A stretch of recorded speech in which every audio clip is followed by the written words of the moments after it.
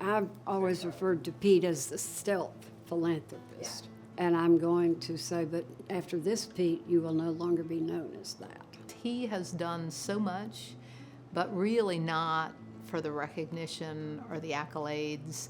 In fact, much of what he's done, people aren't even aware of. Pete's one of the most remarkable intellectual, aesthetic, curious, innovative people I know. You know, Pete has a saying that has always stuck with me and that I even use in my new career here at Dallas Zoo today, and that is, quality is a process of continual improvement.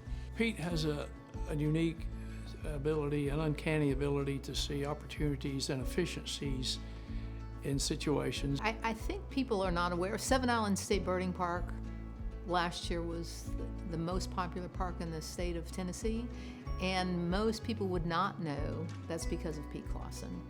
I was working for Pete then, and he walked in my office one morning and said, what do you know about this piece of property out in East Knox County? Pete bought the original property, but really the largest private land donation in Knox County's history was from Pete Claussen.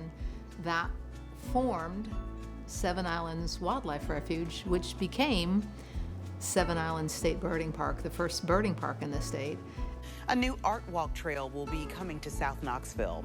The 1.5-mile stretch of path is set to replace the rail line planned in the area. And I'm just happy that that finally came to fruition. It's been talked about for many years, and Pete was able to cut through the red tape and get that done.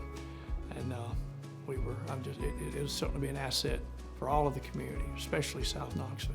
When you go into the American History Museum of the Smithsonian in Washington, you go up on the second floor and you'll come into this room that says Linda and Pete Claussen.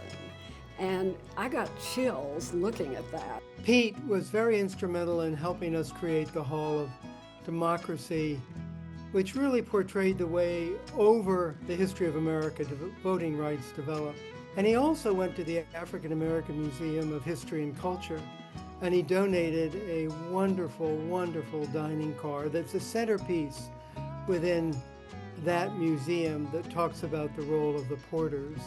And it was the Jim Crow era, the Southern 1200 passenger car. And so that in itself, when you go to that museum and you see that, and you know they donated that. Pete's just a benefactor to all of Knoxville and Knox County, all of East Tennessee. He's been quite a force in our community, and said a lot of it was behind the scenes. I can't understate enough how much Pete deserves this honor as East Tennessean of the Year. I love you dearly, Bear, and I hope you know how much you deserve this wonderful award.